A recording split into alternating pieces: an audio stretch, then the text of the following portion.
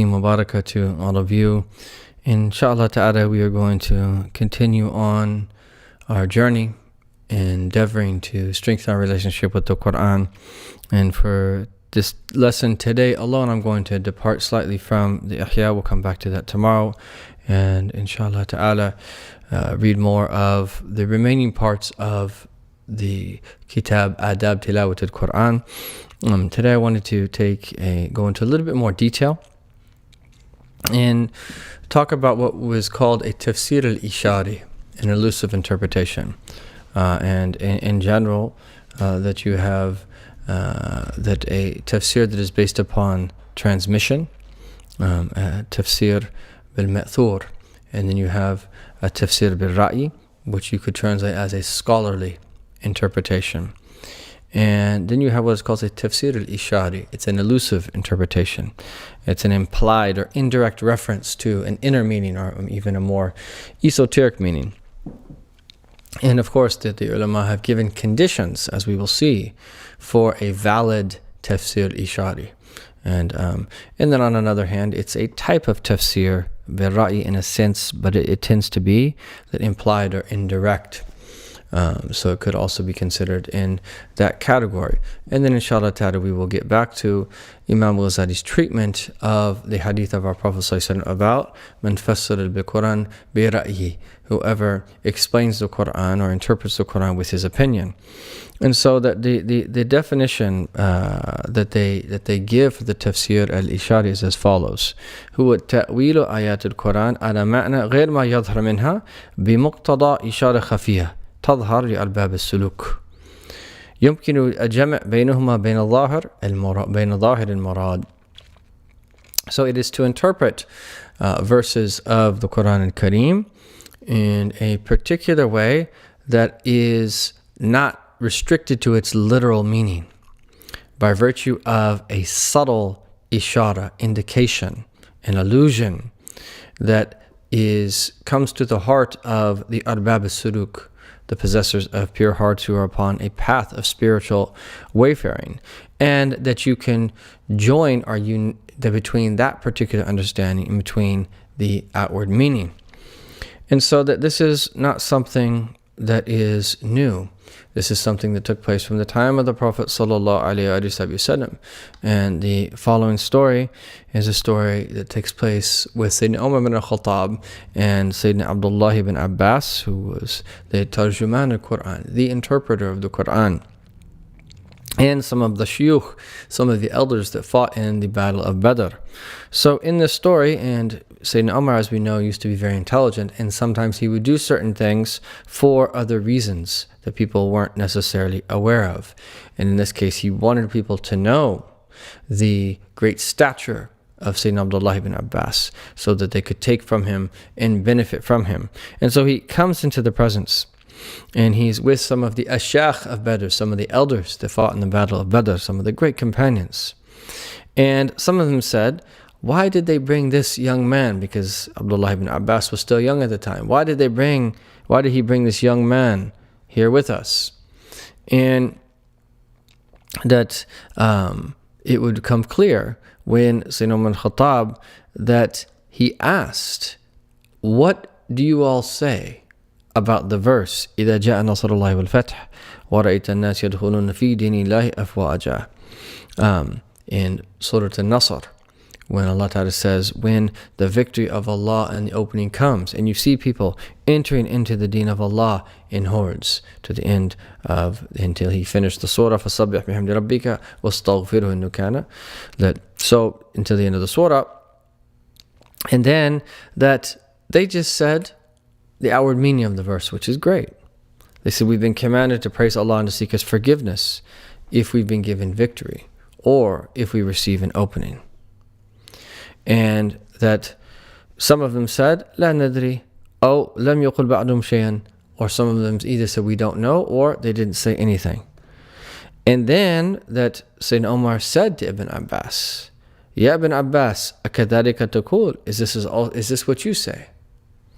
And then Ibn Abbas said, no. قال فما تقول, what do you say? قلت هو أجر رسول الله صلى الله عليه وسلم, i.e., this verse indicates the imminence of the passing of the Prophet sallallahu alaihi wasallam. And he says, أعلم الله له إذا جاء نصر الفتح فتح مكة فذاك علامة أجلك. Allah was letting the Prophet ﷺ know that when the Fath of Mecca happens, and i.e. that these verses are referring to the Fath of Mecca, the opening of Mecca, he said, then this is the sign of that your appointed term is near. فَسَبِّحْ بِحَمْدِ رَبِّكَ وَاسْتَغْفِرْهُ. So glorify the praises of your Lord, إِنَّهُ كَانَ تَوَّابًا, indeed that he is ever forgiving. And then Omar says, مَا أَعْلَمُ مِنْهَا إِلَّا مَا تَعْلَمُ. I only know what you know about this. This is what I know about this verse. And it's not denying the outward meaning. But what this story teaches us is that the likes of Ibn Abbas had another understanding. The outward meaning is there, but he understood something deeper. He understood that an ishara, something that was indicated by the verse, that not everyone else would necessarily pick up on. It would require someone who is adept in interpretation of the Quran, and of course that had a pure heart to receive meanings. And we should keep in mind that when Allah Ta'ala says, لا يمسه إلا المطهرون, is that only those who are pure will touch it. Outwardly, that relates to holding the Mus'haf in a state of wudu. Inwardly, touching the meanings with your heart. Touching the meanings with your heart. The prerequisite of that is that you be in a state of purity, is that your heart be pure to have access to those meanings.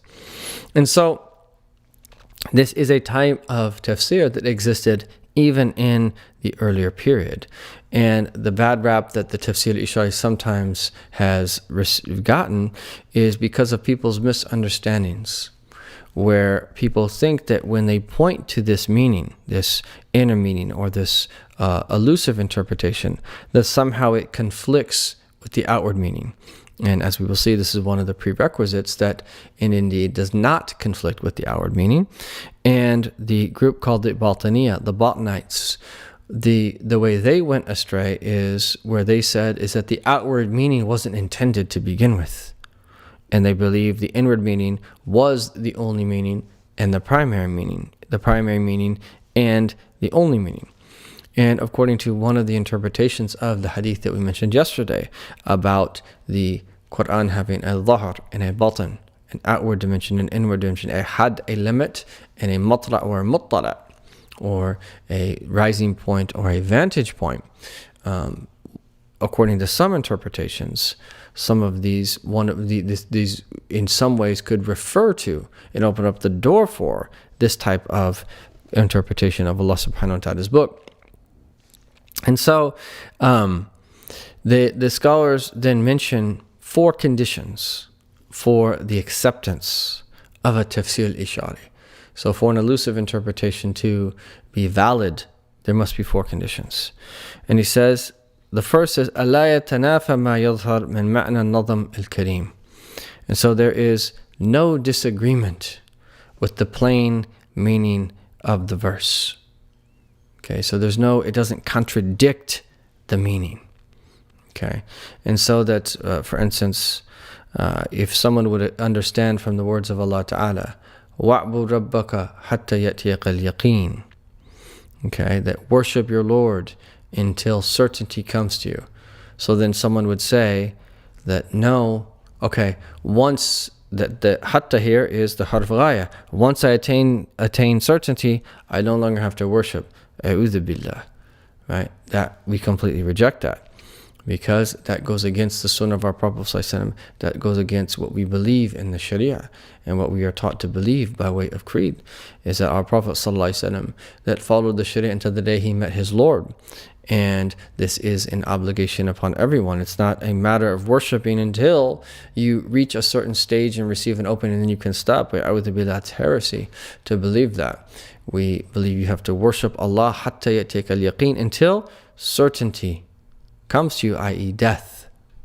You have to worship till death comes to you. So if you would describe and explain certainty here as an opening, that would be incorrect if you mean by that then you stop. Okay, and that of course we know that if you do worship and you worship sincerely, you might receive an opening and you might become from the awliya, hatta uhibba, and become beloved to Allah Ta'ala. But at that point, it doesn't mean that you leave your worship. It doesn't mean you leave everything you did to get up there. You have to keep that until you die.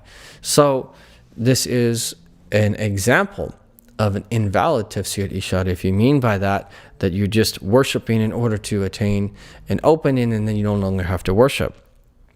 So the first is that it not be incongruous with the outward meaning. And the second condition is Allah yud'a annahu al-murad wahdu dun al-dhahr. You don't claim that the inner meaning, the elusive interpretation, is the only intended meaning of the verse. No, that you recognize is that verses have a multitude of meanings. They have different ways of understanding them. There's dimensions of meanings. And the outward has an outward meaning, and it has to align with the inward meaning. And then the inward meaning has an inward meaning, however, that you don't claim that the inward meaning is the only meaning. And the third is that Allah yukun ta'wilan ba'idan sakhifan. And so is that that it not be that the meaning of what it is that you're interpreting is sound in and of itself. So it can't just be some far-fetched meaning that is not sound. So for instance, when Allah Ta'ala says in Surah Al-Ankabut, وَإِنَّ اللَّهَ لَمَعَ الْمُحْسِنِينَ. Indeed that Allah is with lam al-muzahlaqa, that's on the ma', the with, those who show ihsan, the people of excellence. And so that if someone tried to make the word lama'a a fi'l maldi, like lama'a means to gleam. So in Allah lama'a al-muhsinin, that's an invalid interpretation, because here that lama'a is not a word that is transitive. It can't have a maf'ul bihi. It means just to simply gleam. So that's an incorrect usage. So that lam there cannot be a verb that's a part of like lama'a from the verb. It has to be a particle. Lama'a al-muhsinin. Okay, and then the fourth condition is Allah yukun lahum ma'ad al-shar'i aw aqli.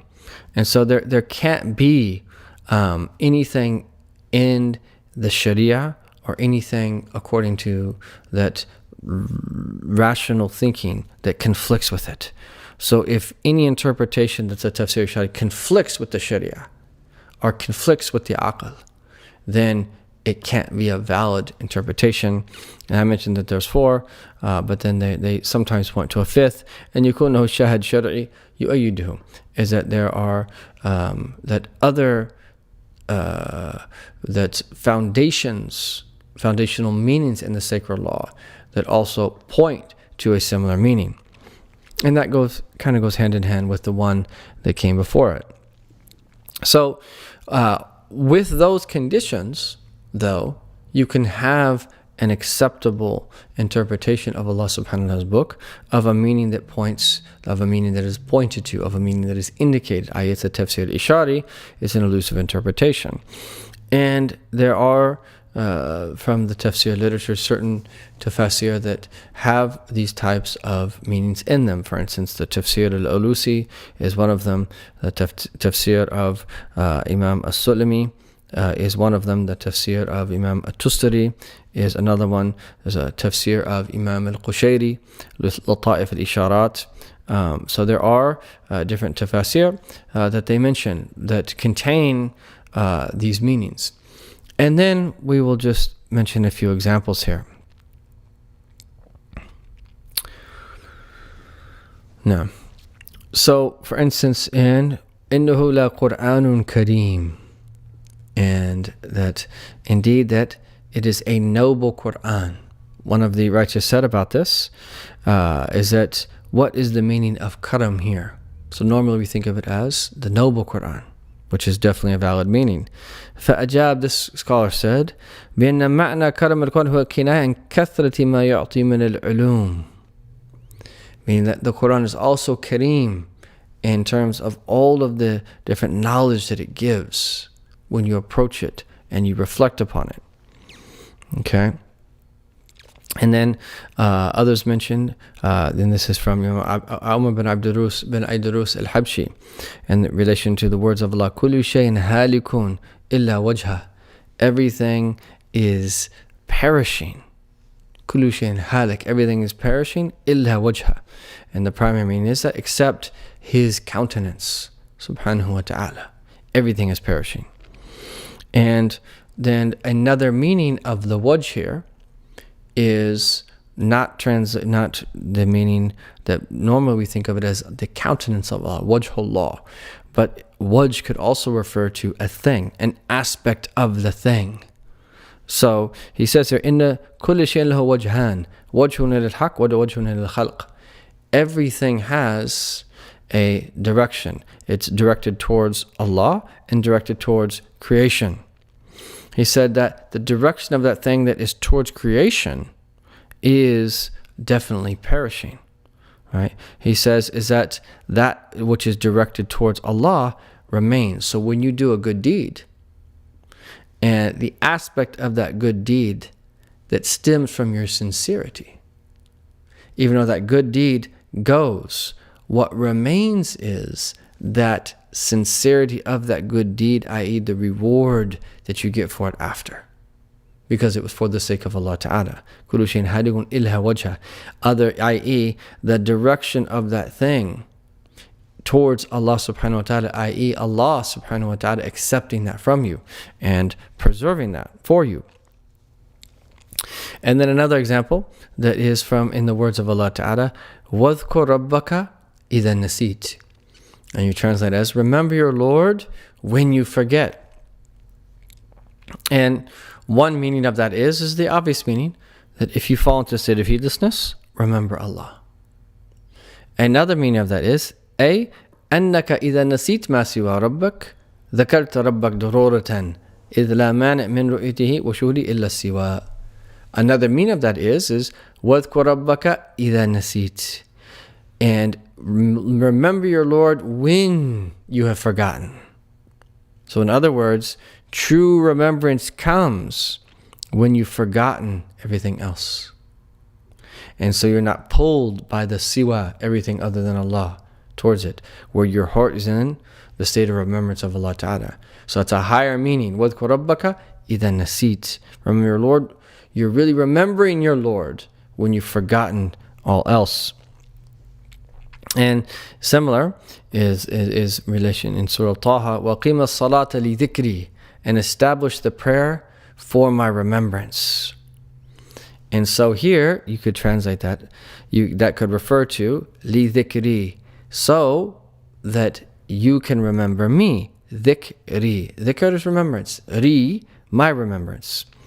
But you could also that say وَقِيمَ الصَّلَاةَ لِذِكْرِي, and establish the prayer for my remembrance, i.e.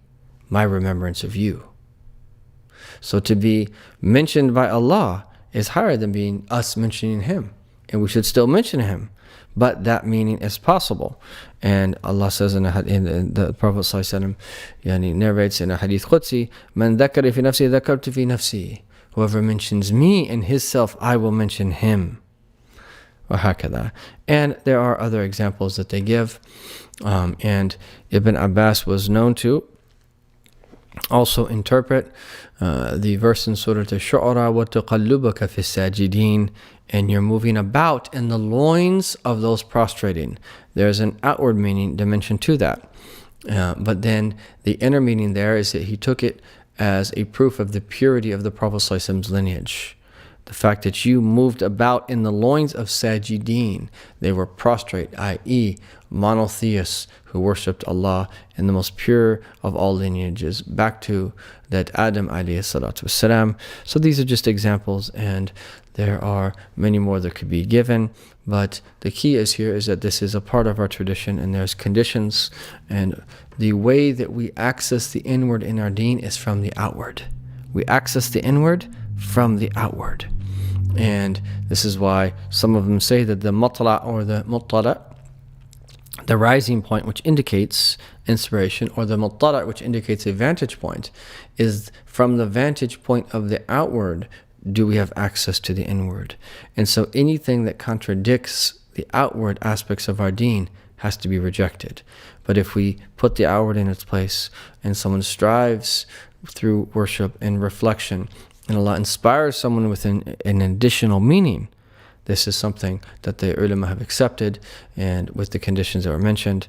May Allah subhanahu wa ta'ala give us tawfiq and give us openings in His book, Ya Arhamar Rahimeen, and bless us to finish Ramadan strongly in the very best of ways, and give us tawfiq in all of our affairs. Wa sallallahu alayhi wa sallam Muhammadin wa ala alihi wa sahbihi sallam. Walhamdulillah.